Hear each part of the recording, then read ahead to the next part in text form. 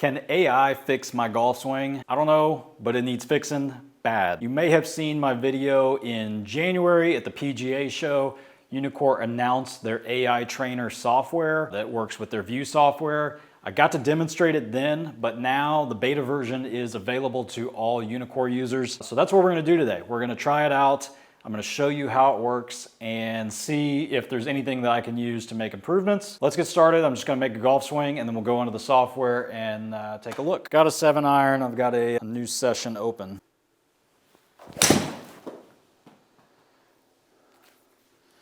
Okay, not terrible. Not great either, but that's the point. I have my cameras going. There's obviously instant replay, but to use the AI trainer, we're just gonna go over here and click AI trainer. That is a previous shot, but if I just click the shot number 13 up here, there we'll get it to start loading. Does take a few seconds to load, but obviously you see it breaks down the camera into the standard 8 positions. I've got 2 that are highlighted. Address and impact are both in yellow. Let's just go to address. It says yellow is not bad, but the upper body is upright. So a little bit too upright at address. And so it gives you the problem and the solution. Solution, check if knee position is in the middle of the foot and the hip position is near the heel of the foot. See purple line. We can also go to impact and see what this one says.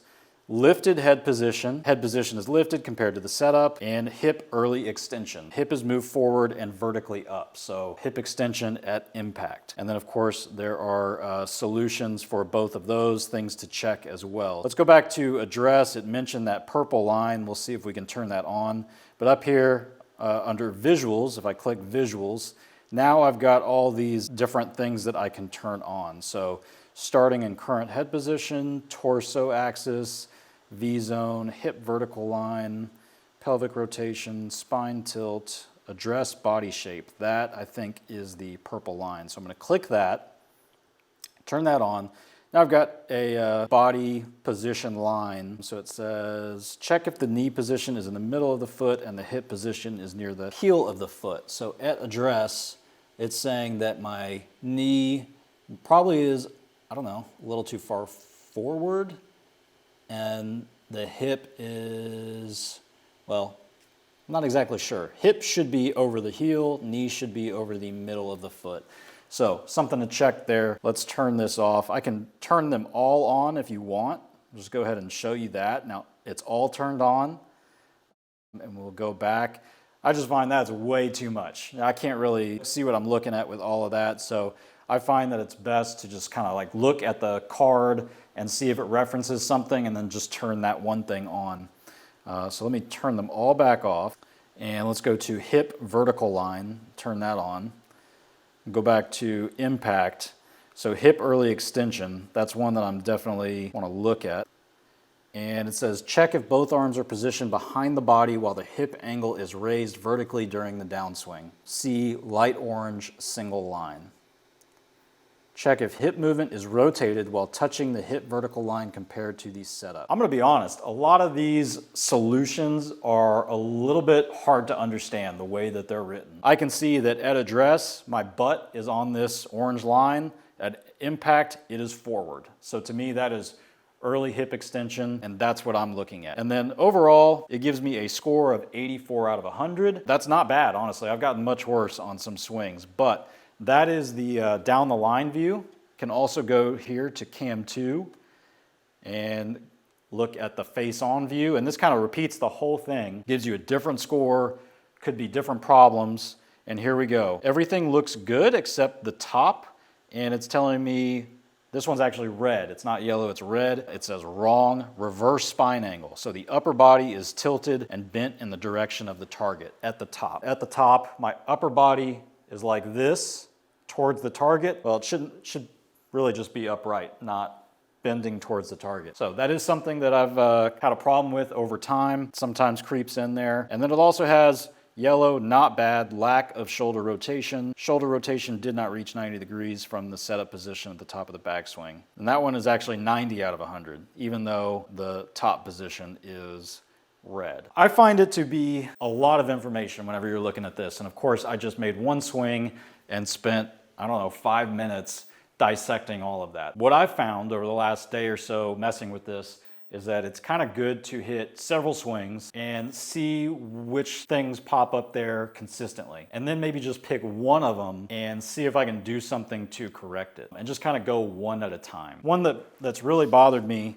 if we go back to cam 1, is that early extension at impact. I haven't really been able to get it better where it hasn't signaled that that's a problem, but I'm trying different things and I have been able to really hit some good shots. So like one thing I'm gonna try is keeping my right heel planted on the ground through impact instead of letting it lift up. Let me just try that thought, see if we can get anything different, see if the AI trainer shows me anything different. Right heel stuck on the ground.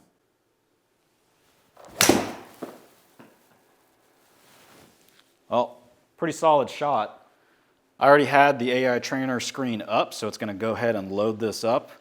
And it actually says at impact, it went from not bad to wrong. Address, I think, showed the same, same thing. I haven't really been able to fix that. I mean, I guess I could really bend over and see if that goes away, but I'm not too concerned about that. If we look at my butt there, it is still off of that line. Might not have actually done enough to fix the problem, but that was definitely a much better shot than my first one. That's pretty much how this works. As you can see over here, I'm on the shot view on the left side of the screen, and you'll see that some of these, when I am on the AI trainer's screen, they show my scores there, and some of these don't. The ones that don't, I have not opened in the AI trainer. Now that the AI trainer is open, if I'll click, well, this one here, 158 yards, that's a little bit short. So let me click on that one, load it up, and see what that one says. That just seeing as that might have been a little bit more of a mishit than the others.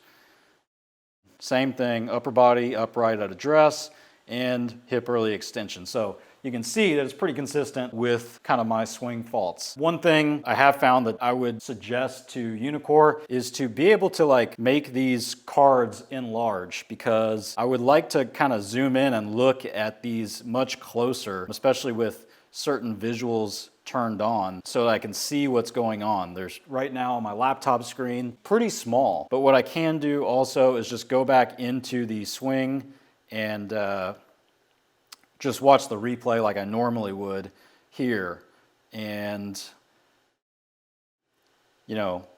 actually watch the video. So I could go back to address and just kind of draw the same line here. So it's my butt's touching there, and by the time we get to impact, I'll be off of that. So let's see actually when it comes off.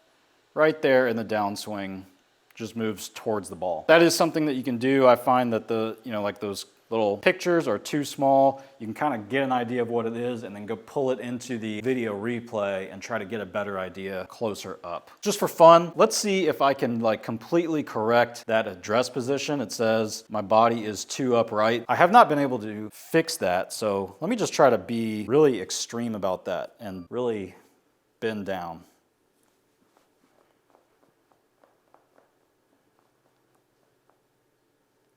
I feel like I'm super hunched over the ball. That was definitely a mishit on the toe, but I don't really blame myself. That felt really funny. I just wanted to see if I could get this to go away. No, it's still there. Let me try one more time. But something else did pop up, the takeaway, two outside takeaway. So I have noticed that sometimes that is one that pops up, and it's either two outside or two inside. And it is kind of a good reference, because those aren't things that maybe you don't always think about all the time. That takeaway is important, and this kind of keeps an eye on it for you if you use it every once in a while. All right, I am super